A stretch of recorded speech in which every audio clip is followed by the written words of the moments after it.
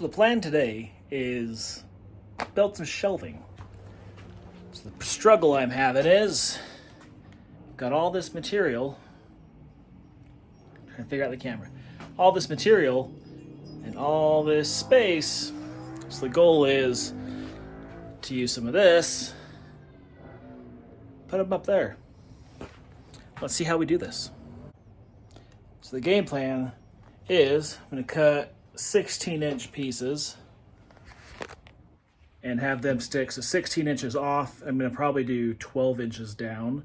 I'll have a cross brace with some plywood that I have, some OSB for the lateral support. So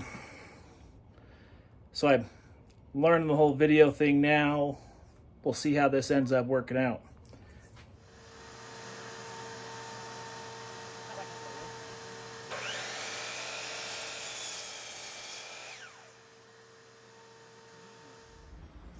Quick little tip for y'all.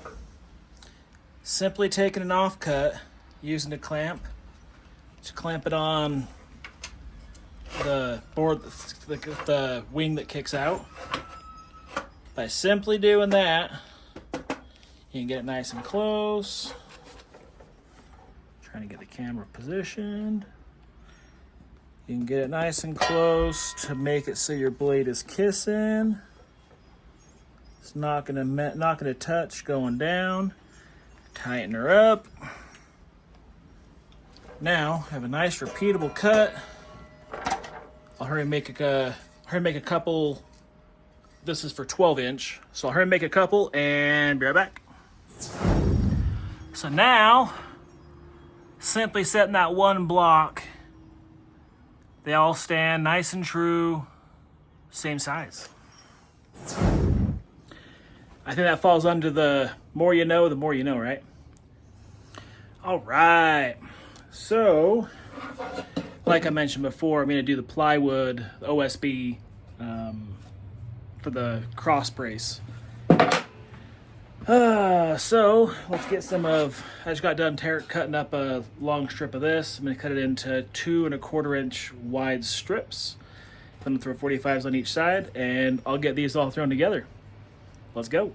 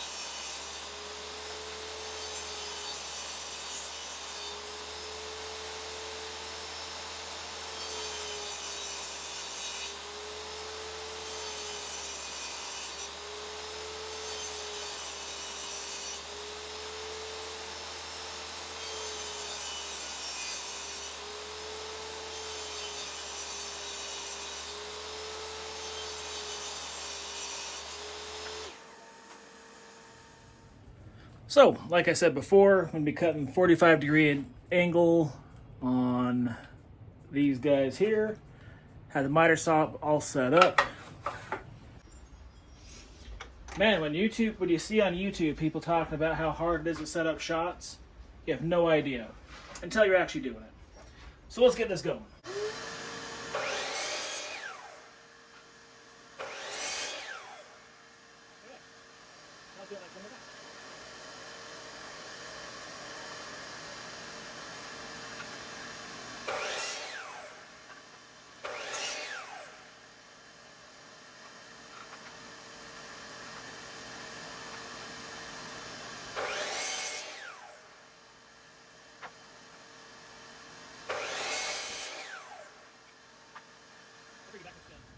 All right, so I made a quick jig. I didn't take you guys through that. I mean, it's a jig. So I have the top piece pre-drilled out. If you weren't already aware, this Kreg little flip jig thing, really cool. I switched out the bit so it works with the Star bit rather than the Kreg bits that I don't really use the Kreg bits. I prefer the Torx type bits from like that are typically I buy them as like deck screws.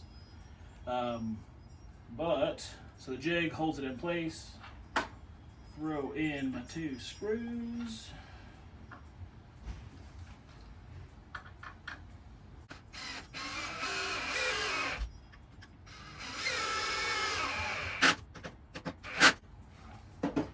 So initially I planned on having the piece screwed onto the side. Then I realized that's going to be a whole bunch of screws. So I was like, why not just use glue and nails? Or in my case, I have a bunch of staples from another project. So I'm going to use staples and glue. Titebond 3 happens to be the main glue I use. Most of the stuff I do is outdoor projects, so 3's for outdoor. That's typically just what I have on hand. And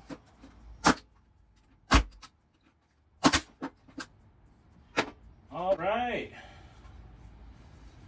Set that to the side. I'll continue making the rest of them. So that's the first 2 down. That's the one where I'd drilled the holes for the screws and then said, let's not use screws. Let's use staples instead. So next up, I'll bring you back when we're getting ready to hang them up. All right, so I've got the first one up. I went through and made sure it is nice and level already. Hard to tell on camera, but bubble's nice there in the middle. Ugh.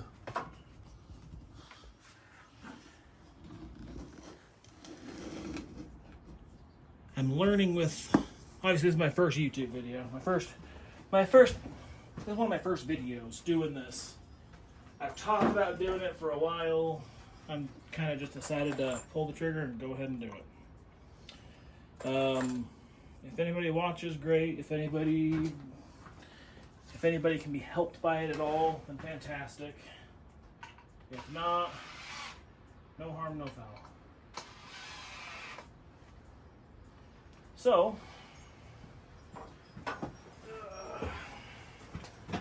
get over here so I can actually see, show. All I did is I drilled 2 holes. I made a quick little jig to have the holes be in the same spot on each one of them. Putting 2 3-inch screws in so it'll go through, plus have a decent amount to bite. And got the first one up. I just kind of eyeballed where it was going to be. No real rhyme or reason for this exact spot. Well, that exact height, other than I want as much room here as I can. Hindsight, I probably should have it a little bit lower, but for right now, it is what it is. I can always move it later if needed. So, thankfully, I have exposed the tops of my 2x4s are still exposed, so I know right about where that is. I'm gonna go over to over one, I guess 2 bays, so 24 inches if they're, I guess 16 inches on center, so 32 inches over. Let's see. Nice and level over there.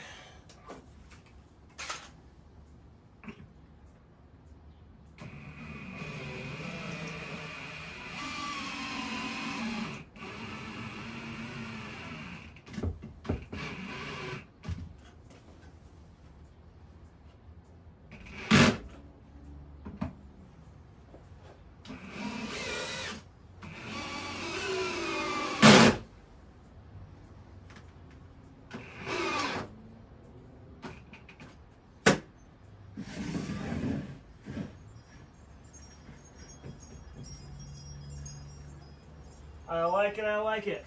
I'm gonna do one more 2 bays over. Probably just one right here next to it, so I have enough of a span for my purposes. On this side. On that side, it's gonna be a little bit more. I'm probably gonna do 2 levels because I need to put And I'm actually going to put some plywood on top on that side to get a lot of my laser material up and out of the way. But at least on this side, I'm mainly just trying to get the cedar fence pickets laying down instead of standing up. That's the goal. But I mean, technically with this, I could do just that and have them up out of the way. I still think I want another. I actually might take these down and go over one more. So this is over. I don't know. I'm gonna play around, but so off camera, obviously, moved those ones over, dropped them down just a hair. That way, I have starting on the first available stud. Skip two. I still haven't finished putting up the board here because I haven't decided what I'm going to do with like switches and whatnot. This is a shed I've turned into a shop, so yeah. But all that stuff's up there now, and I went ahead and threw 4 more up here to start. So I've got 4x4, a whole bunch of 2x4s, some 2x3s. Yeah. So that alone has freed up quite a bit of floor space for me. When you're talking small shop, floor space is a premium. And yeah, I don't got much.